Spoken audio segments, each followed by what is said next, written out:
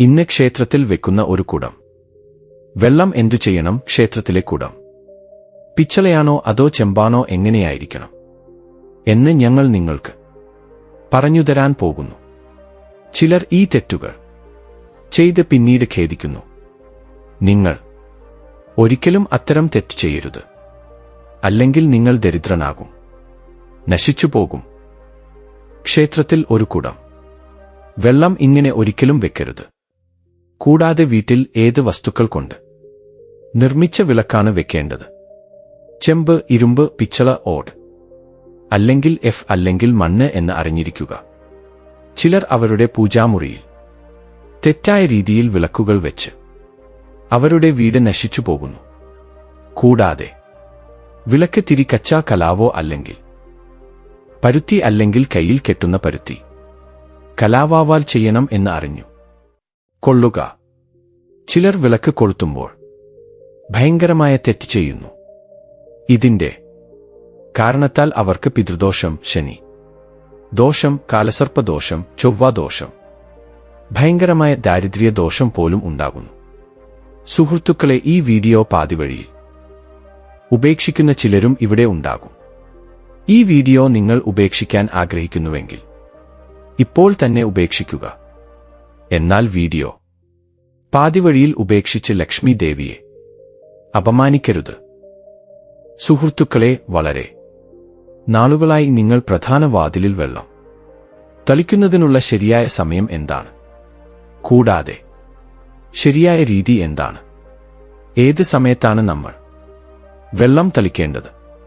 പ്രധാന വാതിലിൽ വെള്ളം തളിക്കാൻ കുളിക്കേണ്ടത് ആവശ്യമാണോ? അതോ കുളിക്കാതെയും പ്രധാന വാതിലിൽ വെള്ളം തളിക്കാമോ?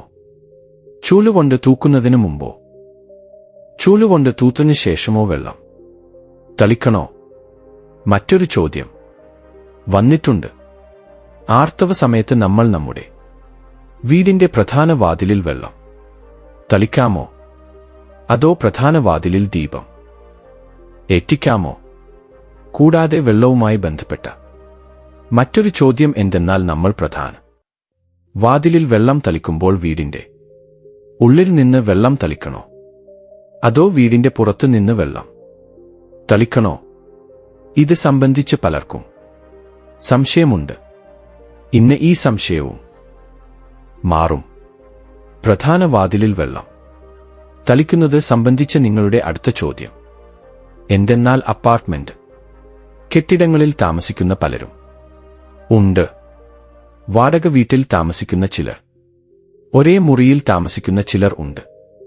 അങ്ങനെയെങ്കിൽ അവർ തങ്ങളുടെ വീടിന്റെ പ്രധാന വാതിലിൽ എങ്ങനെ ദീപം ഏറ്റും? എവിടെയാണ് വെള്ളം തളിക്കേണ്ടത്? സുഹൃത്തുക്കളെ, ഇന്നത്തെ വീഡിയോ പൂർണ്ണമായും നിങ്ങളുടെ ചോദ്യങ്ങളെ അടിസ്ഥാനമാക്കിയുള്ളതാണ്. അതുകൊണ്ട് വീടിന് പുറത്തും വീടിനകത്തും വിളക്ക് കത്തിക്കുന്നതിന്റെ പ്രയോജനങ്ങൾ എന്തൊക്കെയാണെന്ന് ആദ്യം നമുക്കറിയാം. സുഹൃത്തുക്കളെ, വീടിൻ പുറത്തും വീടിനകത്തും വിളക്ക് കത്തിക്കുന്നതിന്റെ പ്രയോജനങ്ങൾ അറിഞ്ഞാൽ നിങ്ങൾ അത്ഭുതപ്പെടും. പ്രത്യേകിച്ച് വീടിന് പുറത്ത് വിളക്ക് കത്തിക്കുന്നതിന്റെ 5 പ്രയോജനങ്ങൾ നിങ്ങളെ അത്ഭുതപ്പെടുത്തും. ദൈവത്തെ ആരാധിക്കുമ്പോൾ വിളക്ക് കത്തിക്കാറുണ്ടെന്ന് നിങ്ങൾക്കറിയാം. ഹിന്ദുമതത്തിൽ ആളുകൾ പൂജ ചെയ്യുമ്പോൾ നെയ്യോ കടുകെണ്ണയോ ഉപയോഗിച്ച് വിളക്ക് കത്തിക്കാറുണ്ട്. കൂടാതെ എള്ളെണ്ണയിലും വിളക്ക് കത്തിക്കാറുണ്ട്. എന്നിരുന്നാലും പൂജയ്ക്കായി ദൈവത്തിനു മുന്നിൽ വിളക്ക് കൊളുത്തുന്നത് ഒരു ആരാധനാരീതി മാത്രമല്ല. വീടിനകത്തും പുറത്തും വിളക്ക് കൊളുത്തുന്നതിലൂടെ നിരവധി പ്രയോജനങ്ങളുണ്ട്. വിളക്ക് കൊളുത്തുന്നതിലൂടെ നിരവധി ശക്തികൾ പുറത്തുവരുന്നു എന്നതിലുപരി ഈ 5 വലിയ ഗുണങ്ങളും ലഭിക്കുന്നു. അതുകൊണ്ട് സുഹൃത്തുക്കളെ, ആദ്യത്തെ കാര്യം ഭൂമിയിൽ നിന്ന് ഇരുട്ട് നീങ്ങുന്നു എന്നതാണ്. വീട്ടിൽ വിളക്ക് കൊളുത്തുന്നതിലൂടെ വീടിന്റെ ഇരുട്ട് നീങ്ങുന്നതിനോടൊപ്പം നെഗറ്റീവ് ഊർജവും വളരെ ദൂരം അകന്നുപോകുന്നു. എവിടെ വിളക്ക് കത്തുന്നുവോ അവിടെ പോസിറ്റീവ് ഊർജം നിലനിൽക്കും. വീട്ടിൽ പോസിറ്റീവ് ഊർജം ഉണ്ടെങ്കിൽ ദൈവവും അവിടെ ഉണ്ടാകും എന്നത് വ്യക്തമാണ്. അതുകൊണ്ടാണ് വൈകുന്നേരം അല്ലെങ്കിൽ രാത്രി വരുന്നതിന് മുമ്പ് വീട്ടിൽ വിളക്ക് കൊളുത്തുന്നത്. ഇതുമൂലം ഒരു തെറ്റായ നെഗറ്റീവ് ഊർജ്ജത്തിനും വീടിനുള്ളിൽ പ്രവേശിക്കാൻ കഴിയില്ല. സുഹൃത്തുക്കളെ, എണ്ണ വിളക്ക് അണഞ്ഞതിനു ശേഷം അരമണിക്കൂർ വരെ അതിന്റെ സ്വാധീനം അന്തരീക്ഷത്തിൽ നിലനിൽക്കും. അതേസമയം ശുദ്ധമായ നെയ്യ് വിളക്ക് അണഞ്ഞതിന് ശേഷം ഏകദേശം 4 മണിക്കൂർ വരെ അന്തരീക്ഷത്തെ പോസിറ്റീവായി നിലനിർത്തും. സുഹൃത്തുക്കളെ, രണ്ടാമത്തെ കാര്യം, വിളക്ക് കൊളുത്തുന്നത് മതപരമായി മാത്രമല്ല ശാസ്ത്രീയമായും പ്രയോജനകരമാണ്. വീട്ടിൽ ശുദ്ധമായ നെയ്യിലോ കടുകെണ്ണയിലോ വിളക്ക് കൊളുത്തുമ്പോൾ അതിന്റെ പുകയാൽ വീടിന്റെ അന്തരീക്ഷത്തിൽ ശുദ്ധി ഉണ്ടാകുന്നു. കൂടാതെ ഇത് ചുറ്റുമുള്ള അന്തരീക്ഷത്തിലെ ദോഷകരമായ കണങ്ങളെ നശിപ്പിക്കുന്നു. സുഹൃത്തുക്കളെ, മൂന്നാമത്തെ കാര്യം, വീട്ടിൽ സന്തോഷവും സമൃദ്ധിയും കുടികൊള്ളും. ഏത് വീട്ടിലാണോ രാവിലെയും വൈകുന്നേരവും ദൈവത്തിന് മുന്നിൽ വിളക്ക് കൊളുത്തുന്നത്, ആ വീട്ടിൽ മഹാലക്ഷ്മി എപ്പോഴും അനുഗ്രഹം ചൊരിയും. അങ്ങനെയുള്ള വീട്ടിൽ സന്തോഷവും സമ്പൽ സമൃദ്ധിയും കുടികൊള്ളും. വിളക്കിന്റെ നാളം കിഴക്ക് ദിശയിൽ വെച്ചാൽ ദീർഘായുസ് ലഭിക്കും. അതേസമയം വടക്ക് ദിശയിൽ വെച്ചാൽ വീട്ടിൽ സമ്പത്തും സമ്പൽ സമൃദ്ധിയും വർദ്ധിക്കും. വിളക്ക് നമ്മുടെ വീട്ടിലെ ഇരുട്ട് നീക്കുക മാത്രമല്ല, നമ്മുടെ ജീവിതത്തെയും ഇരുട്ടിൽ നിന്ന് വെളിച്ചത്തിലേക്ക് കൊണ്ടുപോകുന്നു. സുഹൃത്തുക്കളെ, നാലാമത്തെ കാര്യം, രോഗങ്ങളെ അകറ്റാൻ സഹായിക്കും. വീട്ടിൽ വിളക്ക് കത്തിക്കുന്നത് രോഗങ്ങളെ വീട്ടിൽ നിന്ന് അകറ്റി നിർത്തും. വീട്ടിലെ എല്ലാ കുടുംബ അംഗങ്ങളും ഓരോ രോഗങ്ങളിൽ നിന്നും സംരക്ഷിക്കപ്പെടും. പ്രത്യേകിച്ച് വിളക്കിനൊപ്പം ഒരു ഗ്രാമ്പൂ കത്തിക്കുന്നത് അതിന്റെ ഫലം ഇരട്ടിയാക്കുന്നു. ഇത് ത്വക്ക് രോഗങ്ങളെ സുഖപ്പെടുത്തുന്ന എല്ലാ ഗുണങ്ങളും ഉൾക്കൊള്ളുന്നു. അതിനാൽ നെയ്വിളക്ക് കൊളുത്തുന്നത് ആരോഗ്യത്തിന് വളരെ പ്രയോജനകരമാണ്. സുഹൃത്തുക്കളെ, അഞ്ചാം എണ്ണയെക്കുറിച്ച് സംസാരിക്കാം. ശുഭകരമായ ഊർജ്ജങ്ങൾ ആകർഷിക്കപ്പെടുന്നു. സനാതനധർമ്മമനുസരിച്ച് ഏത് വീട്ടിലാണോ രാവിലെയും വൈകുന്നേരവും വിളക്ക് കൊളുത്തുന്നത്, ആ വീട്ടിൽ ഒരിക്കലും ഇരുട്ടുണ്ടാകില്ല. ആ വീട്ടിൽ സന്തോഷവും ഐശ്വര്യവും കുടികൊള്ളും. അതുകൂടാതെ കത്തുന്ന ദീപം ശുഭശക്തികളെ കാന്തം പോലെ നിങ്ങളുടെ വീട്ടിലേക്ക് ആകർഷിക്കുന്നു. ഇത് നിങ്ങൾക്ക് വളരെ ശുഭകരമായി കണക്കാക്കപ്പെടുന്നു. അതിനാൽ സുഹൃത്തുക്കളെ, ഇപ്പോൾ പ്രധാന വാതിലിൽ വെള്ളം തളിക്കുന്നതിനുള്ള ശരിയായ സമയവും ശരിയായ രീതിയും എന്താണെന്ന് മനസ്സിലാക്കാം. നിങ്ങൾ പ്രധാന വാതിലിൽ വെള്ളം തളിക്കുകയാണെങ്കിൽ നിങ്ങൾ ഒരു ദിവസം മുമ്പേ, അതായത് രാത്രി ഉറങ്ങുന്നതിന് മുമ്പ്, ഒരു പാത്രത്തിൽ വെള്ളം എടുക്കണം എന്ന് ഓർക്കണം. നിങ്ങൾക്ക് ഏത് പാത്രവും എടുക്കാം. ഉദാഹരണത്തിന്, നിങ്ങൾക്ക് ഒരു ചെമ്പ് പാത്രം എടുക്കാം. ചെമ്പ് ഇല്ലെങ്കിൽ നിങ്ങൾക്ക് പിച്ചള അല്ലെങ്കിൽ വെള്ളി പാത്രം എടുക്കാം. നിങ്ങളുടെ പക്കലുള്ള ഏത് പാത്രവും നിങ്ങൾക്ക് എടുക്കാം. ഒരു കപ്പിൽ കുറച്ച് ഗംഗാജലം ഒഴിച്ച് അതിന് മുകളിൽ ശുദ്ധമായ വെള്ളം നിറയ്ക്കുക. അതെ, ഗംഗാജലം ഇല്ലെങ്കിൽ വിഷമിക്കേണ്ടതില്ല, ശുദ്ധമായ വെള്ളം കൊണ്ടുപോലും പാത്രം നിറയ്ക്കാം. ആ വെള്ളം നിറഞ്ഞ പാത്രം നിങ്ങളുടെ വീട്ടിലെ അടുക്കളയിൽ വെക്കുക. ഇപ്പോൾ അടുത്ത ദിവസം രാവിലെ എഴുന്നേറ്റ് നിങ്ങളുടെ വീടിന്റെ പ്രധാന വാതിലിൽ വെള്ളം തളിക്കുക. പ്രധാന വാതിലിൽ രാവിലെ ആദ്യം തളിക്കുന്ന വെള്ളം എല്ലാ തരത്തിലുള്ള പ്രശ്നങ്ങളെയും വീട്ടിൽ നിന്ന് ഒഴിവാക്കാൻ തളിക്കപ്പെടുന്നു. ഉദാഹരണത്തിന്, നിങ്ങൾ ഏത് തരത്തിലുള്ള നെഗറ്റീവ് ഊർജ്ജത്താൽ ബാധിക്കപ്പെട്ടവരാണെങ്കിൽ, ദീർഘകാലമായി പ്രശ്നങ്ങളിൽ കുടുങ്ങിക്കിടക്കുകയാണെങ്കിൽ, അത്തരം സാഹചര്യങ്ങളിൽ വീട്ടിലെ അടുക്കളയിൽ വെള്ളം വെക്കുക. കൂടാതെ ഈ വെള്ളം രാവിലെ എഴുന്നേറ്റ് വീടിന്റെ പ്രധാന വാതിലിൽ തളിക്കുക. ഈ വെള്ളം തളിക്കുന്നതിലൂടെ നിങ്ങളുടെ വീട്ടിലുള്ള ഏതൊരു പ്രശ്നവും വളരെ വേഗത്തിൽ നീങ്ങും. ഈ പരിഹാരം ചെയ്യുന്നതിലൂടെ നിങ്ങളുടെ വീട്ടിൽ സന്തോഷവും സമൃദ്ധിയും ഉണ്ടാകും. രോഗങ്ങളിൽ നിന്നും മോചനം ലഭിക്കും. അതായത്, ഏതെങ്കിലും തരത്തിലുള്ള മാനസിക പ്രശ്നം, ശാരീരിക പ്രശ്നം, സാമ്പത്തിക പ്രതിസന്ധി അല്ലെങ്കിൽ നിങ്ങളുടെ വീട്ടിൽ എന്തെങ്കിലും വാസ്തുദോഷം, ഏതെങ്കിലും തരത്തിലുള്ള ഗ്രഹദോഷം എന്നിവയുണ്ടെങ്കിൽ എല്ലാ തരത്തിലുള്ള ദോഷങ്ങളിൽ നിന്നും ഗ്രഹ ദോഷങ്ങളിൽ നിന്നും നിങ്ങൾക്ക് മോചനം ലഭിക്കും. വാസ്തുദോഷവും പിതൃദോഷവും പോലും നീങ്ങും. അതോടൊപ്പം പലർക്കും ആരെങ്കിലും അവർക്ക് എന്തെങ്കിലും ചെയ്തിട്ടുണ്ടോ എന്ന ചോദ്യങ്ങളുണ്ട്. അവരുടെ കുടുംബത്തിൽ മുമ്പ് ഒരു പ്രശ്നവുമില്ലായിരുന്നു. എന്നാൽ ഇപ്പോൾ കുറച്ചുകാലമായി തുടർച്ചയായി പ്രശ്നങ്ങൾ വന്നുകൊണ്ടിരിക്കുന്നു. കൂടാതെ പുറത്തുകടക്കാൻ വഴിയുമില്ല. പ്രശ്നത്തിൽ നിന്ന് പുറത്തുകടക്കാൻ ആരെങ്കിലും ചെയ്ത തന്ത്രമന്ത്രത്തിന്റെ സ്വാധീനം അല്ലെങ്കിൽ ആരുടെയെങ്കിലും ദുഷ്ട കണ്ണിന്റെ സ്വാധീനം ഉണ്ടെങ്കിൽ നിങ്ങളുടെ ഈ പരിഹാരം, അതായത് ഈ ഒരു കുടം വെള്ളം കൊണ്ട് നിങ്ങളുടെ പ്രശ്നം കുറച്ച് ദിവസങ്ങൾക്കുള്ളിൽ അവസാനിക്കും. അതിനാൽ ഇത് വീടിന്റെ എല്ലാ പ്രശ്നങ്ങളിൽ നിന്നും മുക്തി നേടാൻ ഒരു സഞ്ജീവിയും ലളിതവും വളരെ എളുപ്പമുള്ളതുമായ പരിഹാരമാണ്. ഇത് നമ്മുടെ ശാസ്ത്രങ്ങളിൽ വിവരിച്ചിരിക്കുന്നു.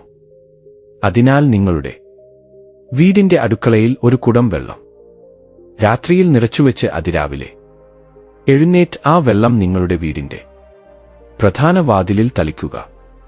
ഇപ്പോൾ പലർക്കും ഈ വെള്ളം ഏത് സമയത്താണ് ഞങ്ങളുടെ വീടിന്റെ പ്രധാന വാതിലിൽ തളിക്കേണ്ടത് എന്ന ചോദ്യങ്ങൾ വരുന്നുണ്ട്. അതിനാൽ സൂര്യോദയത്തിന് മുമ്പ് ഈ വെള്ളം നിങ്ങളുടെ വീടിന്റെ പ്രധാന വാതിലിൽ തളിക്കണം. ഇതിനുശേഷം നിങ്ങൾ ശുദ്ധമായ വെള്ളം കൊണ്ട്, അതായത് മറ്റേതെങ്കിലും വെള്ളം കൊണ്ട് നിങ്ങളുടെ വീടിന്റെ പ്രധാന വാതിൽ കഴുകിയാലും ഒരു പ്രശ്നവുമില്ല. എന്നാൽ ഈ വെള്ളം വീടിന്റെ പ്രധാന വാതിലിൽ സൂര്യോദയത്തിന് മുമ്പ് തളിക്കണം. ഇപ്പോൾ കൂട്ടുകാരെ, നിങ്ങളുടെ അടുത്ത ചോദ്യം എന്തെന്നാൽ കുളിച്ചതിന് പിന്നീട് ഈ വെള്ളം ഞങ്ങളുടെ വീടിന്റെ പ്രധാന വാതിലിൽ തളിക്കണോ അതോ കുളിക്കാതെയും ചെയ്യാമോ? നോക്കൂ, നമ്മൾ ഈ വെള്ളം ഒഴിക്കുന്നത്, അതായത് ഇതൊരു പരിഹാരമാണ്. അതിനാൽ ഇത് നമ്മൾ കുളിച്ചതിനു ശേഷം ചെയ്യുന്നില്ല. രാവിലെ നേരത്തെ എഴുന്നേറ്റ് ആദ്യം വീടിന്റെ അടുക്കളയിലേക്ക് പോയി പിന്നീട് ആ വെള്ളമെടുത്ത് വീടിന്റെ പ്രധാന വാതിലിലേക്ക് പോകണം. പ്രധാന വാതിൽ തുറന്ന് പ്രധാന വാതിൽ തുറന്നിടുക. അതിനുശേഷം പ്രധാന വാതിലിൽ ഈ വെള്ളം തളിക്കുക. കൂടാതെ വെള്ളം തളിക്കുമ്പോൾ നിങ്ങളുടെ പൂർവികരെ ധ്യാനിക്കുക, ലക്ഷ്മി ദേവിയെ ധ്യാനിക്കുക. കാരണം രാവിലെ ലക്ഷ്മി ദേവി ഓരോ വാതിലിലേക്കും എല്ലാവരുടെയും വാതിലിലേക്കും വരുന്നു എന്ന് പറയപ്പെടുന്നു. ആരുടെ വാതിലുകൾ തുറന്നിരിക്കുന്നുവോ, ആരുടെ വീട്ടിൽ പ്രധാന വാതിലിൽ വെള്ളം തളിച്ചിരിക്കുന്നുവോ, അയാളുടെ വീട്ടിലേക്ക് അവൾ പ്രവേശിക്കുന്നു. അതിനാൽ നിങ്ങൾ ലക്ഷ്മി ദേവിയെ മനസ്സിൽ ധ്യാനിച്ച് ഒരു തരത്തിൽ പ്രാർത്ഥിക്കുക. ഹേ ലക്ഷ്മി, നിങ്ങൾ എന്റെ വീട്ടിലേക്ക് പ്രവേശിക്കൂ. നിങ്ങളെ സ്വാഗതം ചെയ്യാൻ ഞാൻ തയ്യാറാണ്. അതിനുശേഷം നിങ്ങളുടെ പൂർവികരെ ധ്യാനിക്കുക. കാരണം നമ്മുടെ വീടിന്റെ ഉമ്മറപ്പടിയിലാണ് പൂർവികർ വസിക്കുന്നതെന്ന് വിശ്വസിക്കപ്പെടുന്നു. അതിനാൽ നിങ്ങൾ ഉമ്മറപ്പടിയിൽ വെള്ളം തളിക്കുമ്പോൾ നിങ്ങളുടെ പൂർവികർ വളരെ സന്തോഷിക്കുന്നു. കൂടാതെ അവരുടെ അനുഗ്രഹവും നിങ്ങൾക്ക് ലഭിക്കുന്നു. അതിനാൽ രാവിലെ നിങ്ങൾ വെള്ളം തളിക്കുന്നതിന് കുളിക്കേണ്ട ആവശ്യമില്ല, കുളിക്കാതെയും ചെയ്യാം. സുഹൃത്തുക്കളെ, വീഡിയോയിൽ തുടരുന്നതിന് മുമ്പ് കമന്റ് ബോക്സിൽ ജയ് മാ ലക്ഷ്മി എന്ന് എഴുതണമെന്ന് ഒരു ചെറിയ അഭ്യർത്ഥന. കൂടുതൽ വിവരങ്ങൾക്കായി ഞങ്ങളുടെ ചാനൽ സബ്സ്ക്രൈബ് ചെയ്യുക, ബെൽ ഐക്കണും ക്ലിക്ക് ചെയ്യുക. അതിനാൽ സുഹൃത്തുക്കളെ, നിങ്ങളുടെ അടുത്ത ചോദ്യം എന്തെന്നാൽ പ്രധാന കവാടത്തിൽ വെള്ളം തളിക്കുന്നത് രാവിലെ തുടച്ച് വൃത്തിയാക്കിയ ശേഷം ചെയ്യേണ്ടതുണ്ടോ അതോ തുടച്ച് വൃത്തിയാക്കുന്നതിന് മുമ്പും വെള്ളം തളിക്കാമോ? അതിനാൽ നോക്കൂ, ഞാൻ നിങ്ങളോട് മുൻപേ പറഞ്ഞതുപോലെ ഉണർന്നതിന് ശേഷം നിങ്ങൾ ചെയ്യേണ്ട ആദ്യത്തെ കാര്യം വെള്ളം തളിക്കുക എന്നതാണ്. അതിനുശേഷം നിങ്ങൾ തുടച്ച് വൃത്തിയാക്കുക ചെയ്യാം. എന്നാൽ നമ്മൾ ഉറങ്ങി എഴുന്നേറ്റാൽ ഒരു കാര്യം ശ്രദ്ധിക്കണം. ആദ്യം കട്ടിലിൽ ഇരുന്നുകൊണ്ട് 2 കൈപ്പത്തികളും ഒരുമിച്ച് നോക്കണം. കൈപ്പത്തികൾ നോക്കിക്കൊണ്ട് ലക്ഷ്മി ദേവിയെ ധ്യാനിക്കണം.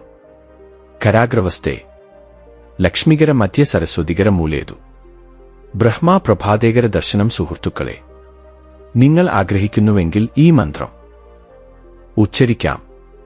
ഉച്ചരിച്ചില്ലെങ്കിലും കുഴപ്പമില്ല. അതിനുശേഷം നിങ്ങളുടെ കൈകൊണ്ട് ഭൂമിയെ തൊട്ട് വന്ദിക്കണം. 2 3 തവണ ഭൂമിയെ തൊട്ട് വന്ദിക്കണം. അതിനുശേഷം നിങ്ങളുടെ വലത് കാൽ ഭൂമിയിൽ വെക്കണം. അതിനുശേഷമാണ് മറ്റെല്ലാ ജോലികളും ചെയ്യുന്നത്. അതിനുശേഷമാണ് നിങ്ങൾ വെള്ളം തളിക്കേണ്ടത്. അതായത് രാവിലെ ഉണർന്നയുടൻ ആദ്യം ഉള്ളം കൈകൾ നോക്കണം. പിന്നീട് ഭൂമിയെ വന്ദിക്കണം. പിന്നീട് ഭൂമിയിൽ കാലെടുത്ത് വെക്കണം. അതിനുശേഷം അടുക്കളയിലേക്ക് പോയി നിങ്ങൾ വെള്ളമെടുത്ത് വീടിന്റെ പ്രധാന വാതിൽ തുറന്ന് പ്രധാന വാതിലിൽ വെള്ളം തളിക്കണം. ലക്ഷ്മി ദേവിയെയും നിങ്ങളുടെ പൂർവികരെയും ധ്യാനിക്കണം. അതിനുശേഷം നിങ്ങൾ നിങ്ങളുടെ വീട്ടിലേക്ക് വരും. അതിനുശേഷം നിങ്ങളുടെ സാധാരണ ജോലികൾ, അതായത് നിങ്ങൾ തുടയ്ക്കുകയോ കുളിക്കുകയോ ചെയ്യും. ഈ എല്ലാ ജോലികളും അതിനുശേഷമാണ് ചെയ്യപ്പെടുന്നത്. ഇപ്പോൾ പലരുടെയും ചോദ്യങ്ങൾ വരുന്നുണ്ട്. നമ്മൾ വെള്ളം തളിക്കുമ്പോൾ അതേസമയം വീടിന്റെ പ്രധാന വാതിൽ തുടച്ച് വെള്ളം ഒഴിച്ച് പ്രധാന വാതിൽ നന്നായി വൃത്തിയാക്കാൻ കഴിയുമോ? അതെ, തീർച്ചയായും ചെയ്യാം. ആദ്യം അടുക്കളയിലുള്ള വെള്ളം തളിച്ചു കളയുക. അതിനുശേഷം കൂടുതൽ വെള്ളം ഒഴിച്ച്, അതായത് നിങ്ങളുടെ കയ്യിൽ കൂടുതൽ വെള്ളം ഉണ്ടെങ്കിൽ കൂടുതൽ വെള്ളം എടുത്ത് വീടിന്റെ പ്രധാന വാതിൽ തുടച്ചോ അല്ലെങ്കിൽ മറ്റെങ്ങനെ വേണമെങ്കിലും നന്നായി വൃത്തിയാക്കാം.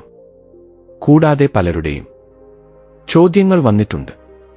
ഞങ്ങൾ ഒരു അപ്പാർട്ട്മെന്റിൽ താമസിക്കുന്നു, അല്ലെങ്കിൽ ഒരു മുറിയിൽ താമസിക്കുന്നു. വാടക മുറിയിൽ ഞങ്ങൾക്ക് ഒരേയൊരു മുറി മാത്രമേ ഉള്ളൂ. ഞങ്ങൾ വെള്ളം തളിക്കുന്നതോ വിളക്ക് കത്തിക്കുന്നതോ എവിടെയാണ്? നമ്മൾ എന്തിനെയാണ് നമ്മുടെ പ്രധാന കവാടമായി കണക്കാക്കേണ്ടത്? നോക്കൂ, നിങ്ങളുടെ സ്വന്തം മുറി അല്ലെങ്കിൽ നിങ്ങളുടെ പേര് ബോർഡ് ഉള്ള ഫ്ലാറ്റ്, നിങ്ങൾ ആ സ്ഥലത്ത് വിളക്ക് കത്തിക്കും. കൂടാതെ ആ സ്ഥലത്ത് നിങ്ങൾ വെള്ളം തളിക്കണം. അതായത് ഒറ്റമുറിയുള്ള വീടാണെങ്കിൽ നിങ്ങളുടെ മുറിയുടെ വാതിൽ എവിടെയാണോ അവിടെ തന്നെ നിങ്ങൾ അല്പം വെള്ളം തളിക്കണം. അവിടെ തന്നെ നിങ്ങൾ ദീപം കൊളുത്തണം. പ്രധാന വാതിലുമായി ബന്ധപ്പെട്ട പരിഹാരങ്ങൾ നിങ്ങളുടെ വീടിന്റെ, അതായത് നിങ്ങളുടെ മുറിയുടെ വാതിലിന് വളരെ അടുത്തായി ചെയ്യപ്പെടണം. നിങ്ങളുടെ അടുത്ത ചോദ്യം എന്തെന്നാൽ, ആർത്തവകാലത്ത് ഞങ്ങളുടെ വീടിന്റെ പ്രധാന വാതിലിൽ വെള്ളം തളിക്കാമോ? ദീപം തെളിയിക്കാമോ? വെള്ളം തളിക്കുന്നതിനെ സംബന്ധിച്ചിടത്തോളം ആർത്തവകാലം ഉണ്ടായിരുന്നാലും ഇല്ലായിരുന്നാലും പ്രശ്നമില്ല, വെള്ളം തളിക്കാം. ദീപം തെളിയിക്കുന്നതിനെ സംബന്ധിച്ചിടത്തോളം ദീപം തെളിയിക്കുന്നത് ഒരു ആചാരപരമായ പൂജയിൽ ഉൾപ്പെടുന്നു.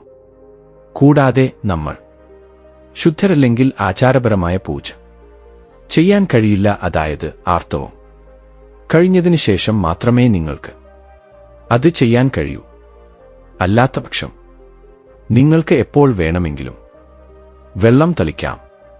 ആർത്തവകാലത്തും ചെയ്യാം, ഒരു പ്രശ്നവുമില്ല. ഇപ്പോൾ നിങ്ങളുടെ ചോദ്യം എന്തെന്നാൽ, ക്ഷേത്രത്തിൽ നമ്മൾ വെക്കുന്ന വെള്ളം അത്യാവശ്യമാണോ? കൂടാതെ നമ്മൾ വെച്ചാൽ ആ വെള്ളം എന്തു ചെയ്യണം? ക്ഷേത്രത്തിൽ വെള്ളം വെക്കുന്നത് വളരെ അത്യാവശ്യമാണ്. വെള്ളം എന്നത് എല്ലാത്തരം ഊർജങ്ങളെയും ഉൾക്കൊള്ളുന്ന ഒരു വസ്തുവാണ്. നമ്മൾ പൂജ മന്ത്രങ്ങൾ ഉരുവിടുമ്പോഴോ പ്രാർത്ഥിക്കുമ്പോഴോ നമ്മുടെ മനസ്സിലെ ആഗ്രഹങ്ങൾ ദൈവത്തോട് പറയുമ്പോഴോ ഇതെല്ലാം ആ വെള്ളത്തിൽ കലരുന്നു. അതുകൊണ്ട് പൂജ ചെയ്യുന്നതിന് മുൻപ് വീട്ടിലെ അമ്പലത്തിൽ ഒരു കുടം വെള്ളം വെക്കുന്നു. അതിനു ശേഷം ഒരു വിളക്ക് കത്തിക്കുന്നു. ഇത് അഗ്നിയുടെയും ജലത്തിന്റെയും സന്തുലിതാവസ്ഥ കൂടിയാണ്.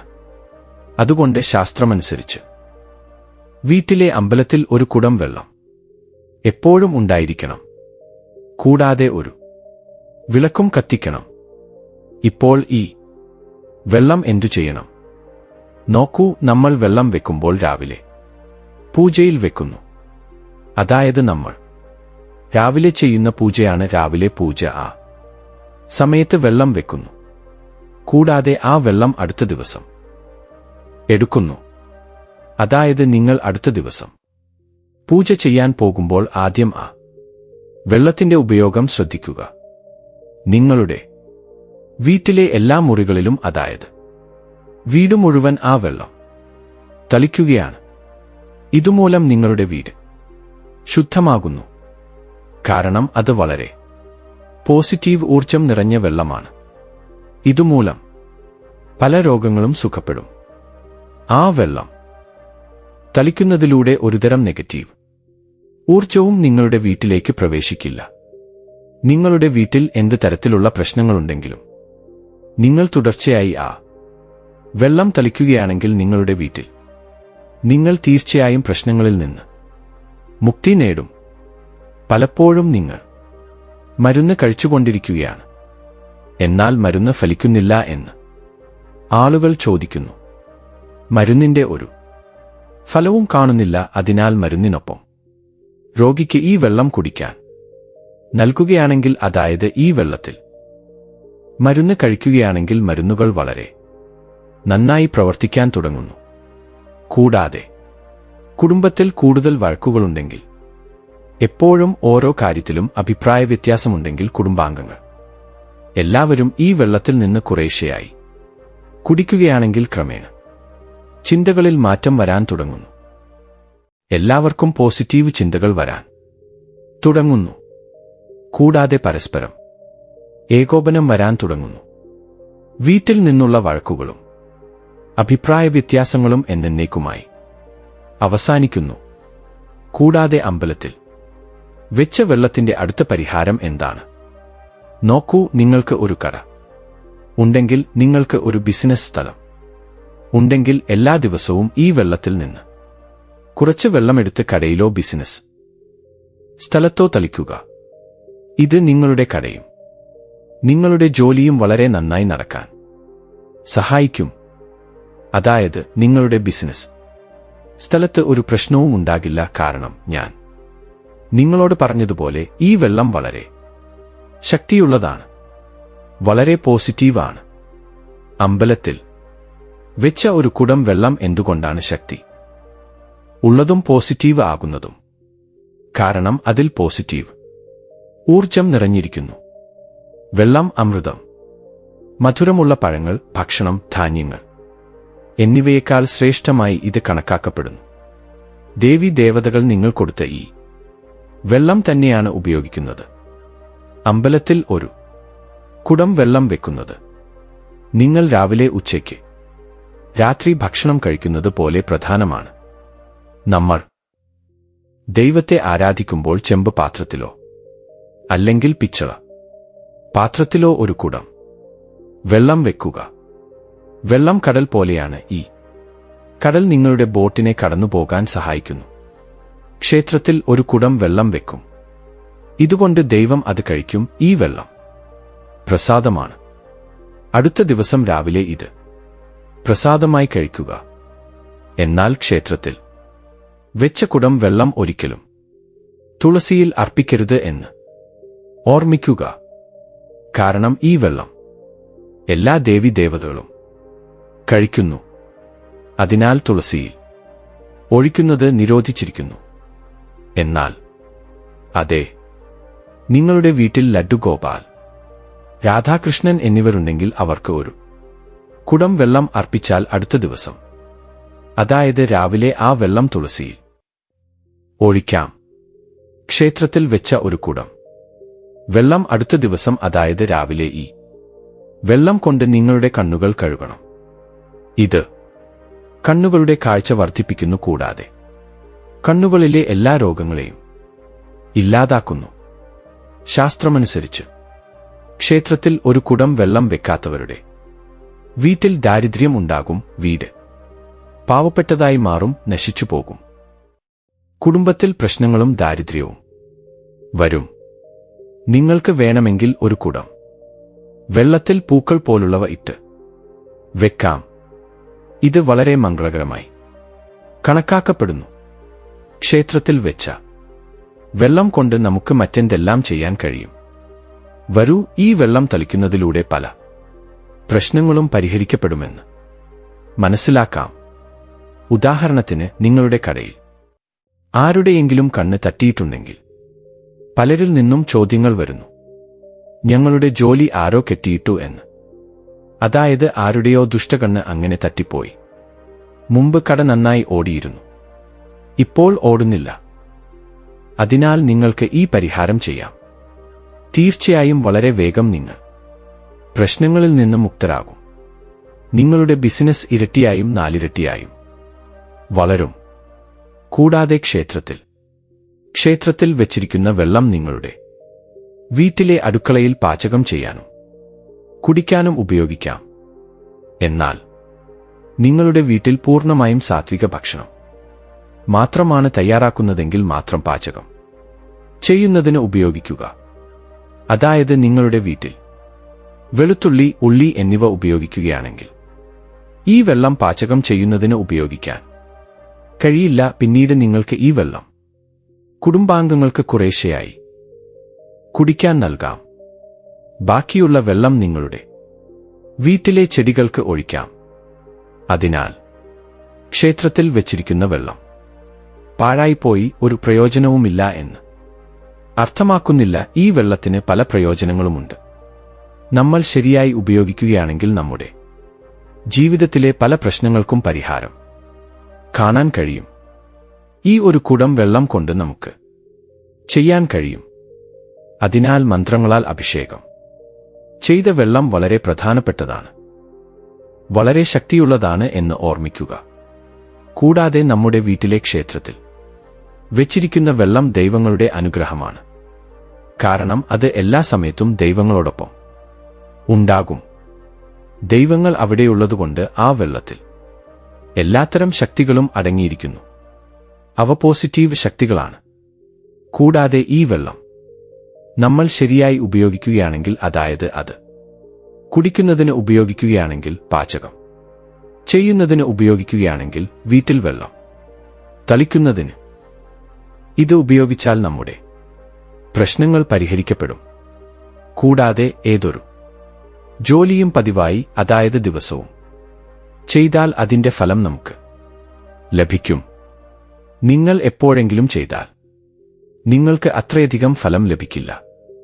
എന്നാൽ നിങ്ങൾ ദിവസവും അത് വീടിനുള്ളിൽ നേരത്തെ തളിക്കണമെന്ന ഒരു നിയമം ഉണ്ടാക്കിയാൽ വീട്ടിലുള്ള ഓരോരുത്തർക്കും കുറച്ച് കുടിക്കാൻ നൽകാം. വേണം. ശേഷിക്കുന്ന വെള്ളം ചെടികളിൽ ഒഴിക്കുക, കടകളിൽ തളിക്കുക, നിങ്ങളുടെ വീട്ടിലെ വാണിജ്യ സ്ഥലങ്ങളിൽ തളിക്കുക.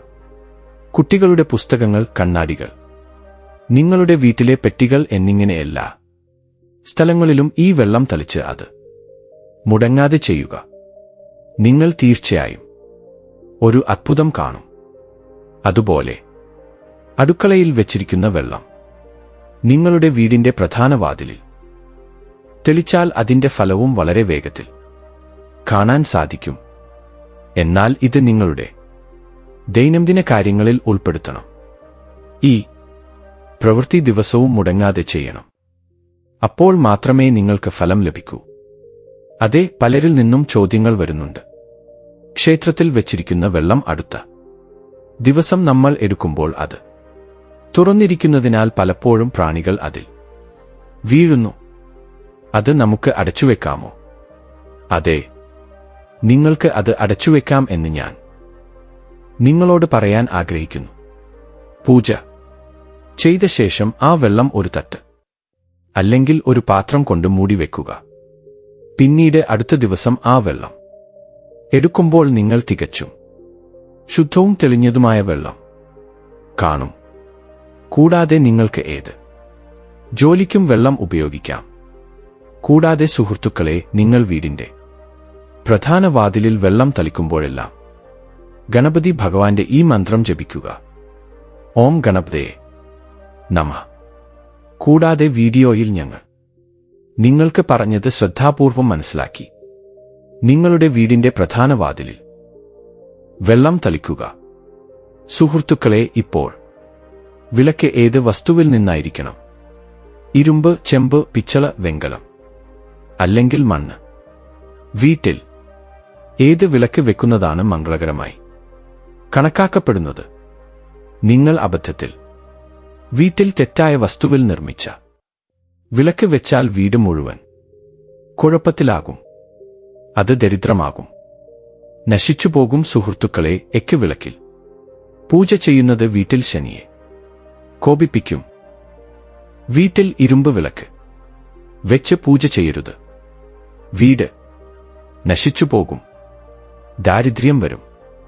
വിപണിയിൽ ആളുകളെ ആകർഷിക്കാൻ ഗ്ലാസ് വിളക്കുകളും വന്നിട്ടുണ്ട്. അബദ്ധത്തിൽ പോലും വീട്ടിലേക്ക് കൊണ്ടുവരരുത്. അല്ലെങ്കിൽ രാഹു കേതു നിങ്ങളുടെ വീട്ടിലേക്ക് വന്ന് വീട് നശിപ്പിക്കും. ഗ്ലാസ് വിളക്ക് ശനിയെയും രാഹുവിനെയും കോപിപ്പിക്കും. ചെമ്പ് വിളക്ക്, പിച്ചള വിളക്ക്, മൺവിളക്ക് എന്നിവ സമ്പത്തിന്റെ ദേവതയായ ലക്ഷ്മി ദേവിയെ ആകർഷിക്കുന്നു. വീട്ടിൽ മറ്റ് വിളക്കുകളൊന്നും കൊണ്ടുവരരുത്. പിച്ചളയും മൺവിളക്കും മംഗളകരവും ശുഭകരവുമാണെന്ന് കണക്കാക്കപ്പെടുന്നു. ഇത് ശനിയെയും രാഹു കേതുവിനെയും സന്തോഷിപ്പിക്കും. ചൊവ്വയും കനമുള്ളതായിരിക്കില്ല. കച്ചക്കൽവയും റൂക്കി വിളക്ക് കത്തിക്കുന്നത് ഉത്തമമായി കണക്കാക്കപ്പെടുന്നു. കയ്യിൽ കെട്ടുന്ന പരുത്തി നൂലിനെ തിരിയായി ഉപയോഗിക്കുന്നവർ, ആ വീട്ടിൽ പ്രശ്നങ്ങളും ദാരിദ്ര്യവും വന്നുചേരും. പരുത്തിയും കച്ചക്കൽവയും മാത്രമേ മംഗളകരമായി കണക്കാക്കപ്പെടുന്നുള്ളൂ. സുഹൃത്തുക്കളെ, ഇപ്പോൾ അമ്പലത്തിൽ എന്തിനാണ് മണി അടിക്കുന്നത്? എന്തിനാണ് മണി അടിക്കുന്നതെന്ന് അറിഞ്ഞിരിക്കുക. എന്തിനാണ് കൈയടിക്കുന്നത്? അമ്പലത്തിനുള്ളിൽ കാരണം എന്താണ്?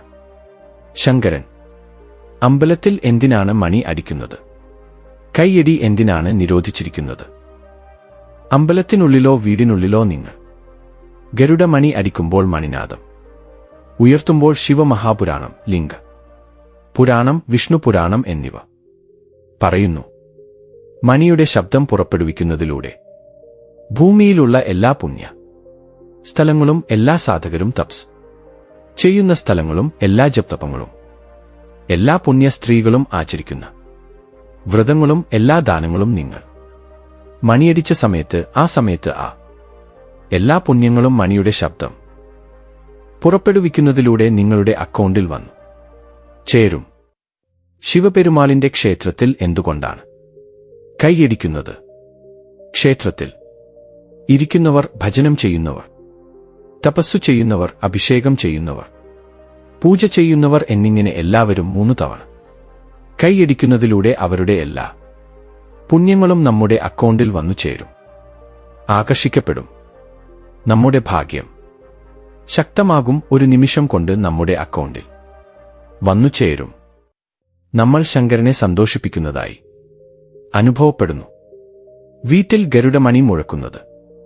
സുഹൃത്തുക്കളെ, അതുകൊണ്ടാണ് കുട്ടികൾക്ക് കളിക്കാൻ മണി നൽകുന്നില്ല. ആരും ഗരുഡമണി കളിക്കാൻ കൊടുക്കില്ല. മറ്റെന്തെങ്കിലും സാധനങ്ങൾ നൽകും. എന്നാൽ ഗരുഡമണി നൽകില്ല. എന്തുകൊണ്ടാണ് നൽകാത്തത്? കാരണം ഗരുഡമണിയുടെ നാദം മുഴങ്ങുമ്പോൾ എല്ലാവരുടെയും പുണ്യം നമ്മുടെ കണക്കിൽ ചേരുന്നു. ഇത് സാധാരണ കാര്യമല്ല. പൂജ ചെയ്യുമ്പോഴും ഓർക്കുമ്പോഴും ഭജനം ചെയ്യുമ്പോഴും മണി അടിക്കണം. അതുകൊണ്ട് മണി എപ്പോഴും അടിക്കുന്നില്ല. കൂടാതെ നിങ്ങൾ ക്ഷേത്രത്തിൽ പോകുമ്പോൾ മണി വളരെ സ്നേഹത്തോടെ മുഴക്കാൻ അഭ്യർത്ഥിക്കുന്നു. സാധാരണയായി അടിക്കരുത്. പല ക്ഷേത്രങ്ങളിലും ക്ഷേത്രവാതിലുകൾ അടച്ചിട്ടിരുന്നാലും ആളുകൾ മണി അടിക്കാറുണ്ട്. അങ്ങനെ ചെയ്യുന്നത് പാപമാണ്. ദൈവം ക്ഷേത്രത്തിൽ ഉറങ്ങുകയാണെങ്കിൽ ആ സമയത്ത് മണി അടിക്കുന്നത് വലിയ പാപമായി കണക്കാക്കപ്പെടുന്നു. ബ്രാഹ്മണ പണ്ഡിതന്മാർ, സാധകർ, സന്യാസിമാർ, സാധുക്കൾ ഉള്ള സ്ഥലത്തെ ക്ഷേത്രം അടച്ചിട്ടിരിക്കുകയാണെങ്കിൽ മണിയുടെ താഴത്തെ ഭാഗം കയറുകൊണ്ട് കെട്ടി മണി മുഴങ്ങാതെ സൂക്ഷിക്കും. ദൈവം വിശ്രമിക്കുകയാണെങ്കിൽ, ഉറങ്ങുകയാണെങ്കിൽ, നിദ്രയിലാണെങ്കിൽ, അല്ലെങ്കിൽ ക്ഷേത്രവാതിൽ അടച്ചിരിക്കുകയാണെങ്കിൽ ആ സമയത്ത് അബദ്ധവശാൽ മണി മുഴക്കിയാൽ 11 ബ്രാഹ്മണർ വിശന്നിരുന്ന പാപം ഉണ്ടാകുമെന്ന് പറയപ്പെടുന്നു.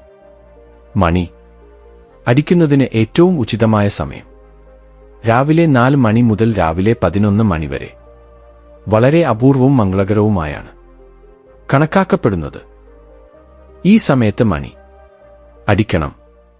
കൂടാതെ രാത്രി 6 മണി മുതൽ രാത്രി 11 മണി വരെ പൂജയും മണിയടിച്ച് പൂർത്തിയാക്കണം. കാരണം 12 മണിക്ക് മുമ്പും 12 മണിക്ക് ശേഷവും ക്ഷേത്ര വാതിലുകൾ അടയ്ക്കുന്നു. ഈ സമയത്ത് ദൈവങ്ങൾ വിശ്രമിക്കുന്നു, നിദ്രയിലേക്ക് പോകുന്നു. ഈ സമയത്ത് അവരെ ഉണർത്തുന്നത്, അതായത് പാപത്തിൽ പങ്കാളിയാകുന്നതിന് തുല്യമാണ്. നിങ്ങൾ നിങ്ങളുടെ പുണ്യത്തെ നശിപ്പിക്കാം. അതിനാൽ സുഹൃത്തുക്കളെ, ഇന്നത്തെ വിവരം എങ്ങനെയുണ്ടായിരുന്നു? നിങ്ങൾ അല്പമെങ്കിലും ലക്ഷ്മി ദേവിയെ ബഹുമാനിക്കുന്നുവെങ്കിൽ ഒരു ലൈക്ക് ചെയ്യുക. കൂടാതെ ഞങ്ങളുടെ ചാനൽ സബ്സ്ക്രൈബ് ചെയ്ത് കമന്റിൽ ജയ് മാതാ ലക്ഷ്മി എന്ന് എഴുതുക. നന്ദി. സംഗീതം.